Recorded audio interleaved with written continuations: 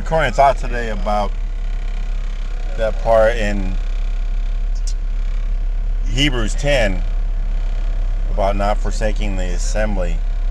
I was listening to a very profound and I believe accurate teaching by Aaron Budgeon today on that subject, and he illustrated beautifully the reality that we found to be true, my wife and I, because we, to use a cliche, we're on fire for God. We love God, and that has just grown since we left the building. But while we were in the building, which is a place they call the house of God, it was pretty much not allowed to talk about the person in whose house we were, other than to brag on something good he had supposedly done. But to talk about scriptures and ideas and thoughts about God and just God and God and God.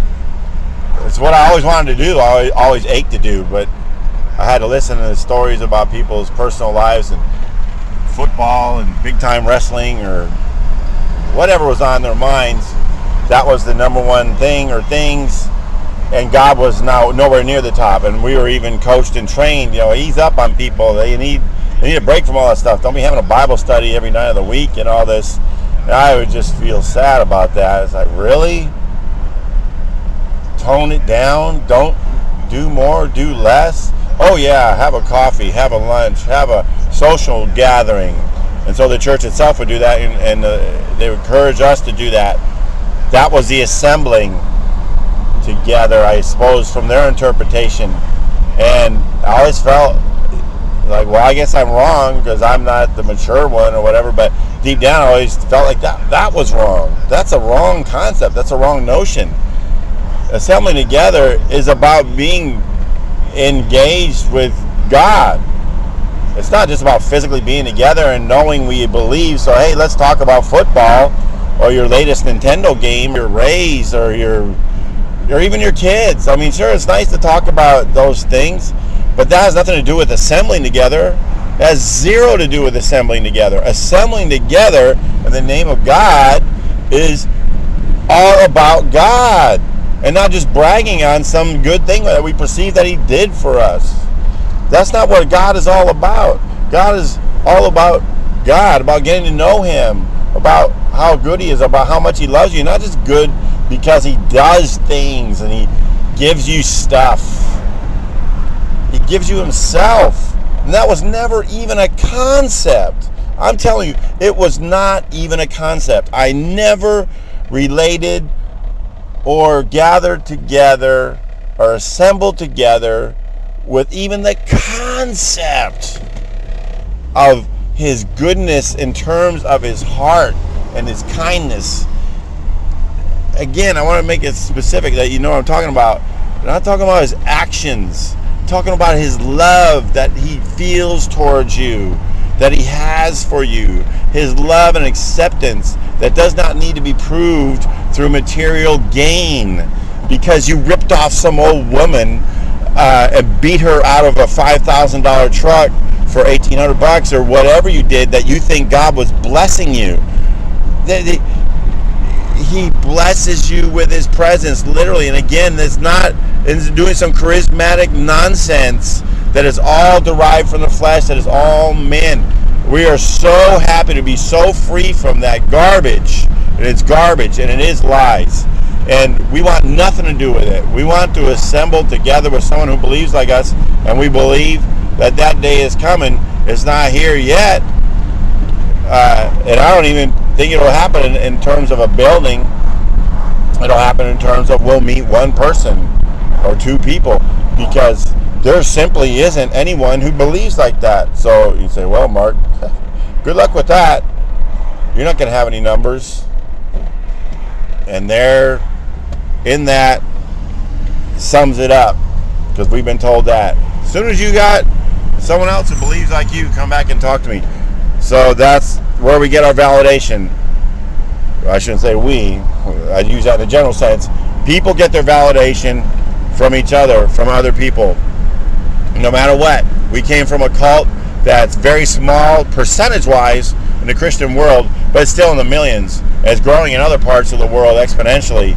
It's much greater in other parts of the world. From what I understand, I'm taking that in faith. I don't know if that's true. They claim this in China and stuff. All these charismatic things going on.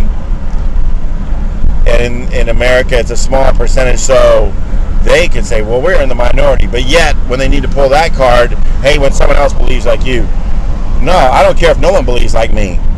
Jesus believes like me. But that's the only thing that matters. Because Jesus is the only thing that matters. He's everything. He's not something to occupy my time with so that I can get some stuff from him. But the simple fact is, that is what the assembling together is all about. It's checking off the box so you can get your blessings and avoid your cursings. That is the way it is. It is not expressed that way in literal terms. It's not said that way, but it's clear. It is clear. That is the implication. If you want your blessings and you don't want your cursings, you're going to assemble together and you're going to do the things you're supposed to do. You're going to check off all the boxes. You're going to wear the uniform. You're going to recite the right prayers. You're going to attend the right meetings. You do all those things. That's what assembling together is. It's assembling together for the purpose of getting benefits, fringe benefits, whatever, carnal blessings. It's all about the assemblers. There's nothing about the one in whose name we are allegedly assembling for. And I don't want that. My wife doesn't want that. Neither one of us wants that. We want to assemble together with people of like mind that knows their God does love them. And that is enough. That we are truly loved and accepted. They're loved and accepted too. They just don't know it. But we know it, and we like being around people who know that. So therefore we communicate with people who aren't physically near us, but we get more out of that assembling and that communication than we do with those physically close to us who want to talk about whatever, their latest dish or their latest football or their latest Xbox or whatever they want to talk about. We have no fellowship, but no one does. In essence, no one does. At least not a godly fellowship. So forgive me if I sound judgmental. I'm just saying, if you want to say, well, geez, you guys, Suzette, Mark, you need to assemble. It says right there in the Bible, you need to be, you need to this, you need to that. I don't need nothing. I am the temple. I'm with my God everywhere I go. And if someday I'm in some big, huge building full of people, then so be it.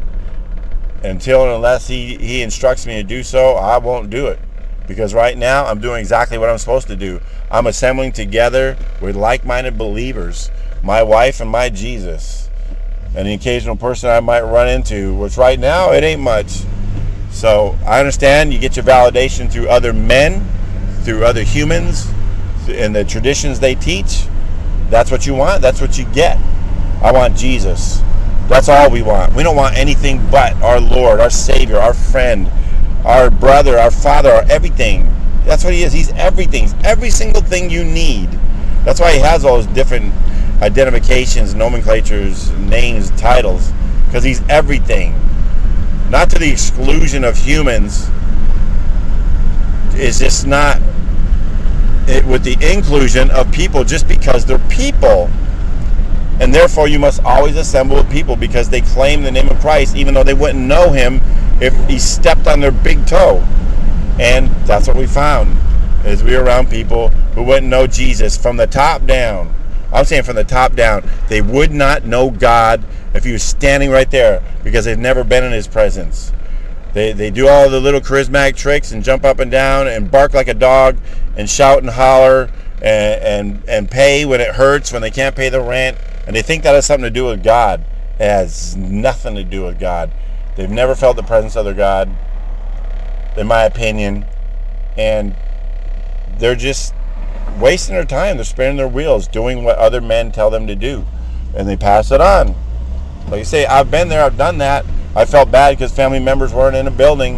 I thought, oh, well, those bad things are happening to them because they're not in the building. Think about that. That's who your God is in that system. He wants you to be in that building, and when you're not in that building, your kids get sick. Your job goes south. Your car breaks down. That's sick. That's sick. And I don't want nothing to do with it. That would be an evil God. I don't want nothing to do with that God. I don't want nothing to do with those people. I don't want nothing to do with that building. You know, If that's what works for you, if that's where you think you're seeking God, then go for it. But leave me out of it. I want nothing to do with it. I'm fine assembling together with my wife, and whoever next he leads me to, I'm fine with that too. If it's no one, if it's everyone, the point is I'm being led of the Spirit truly and only. In Jesus' name, amen.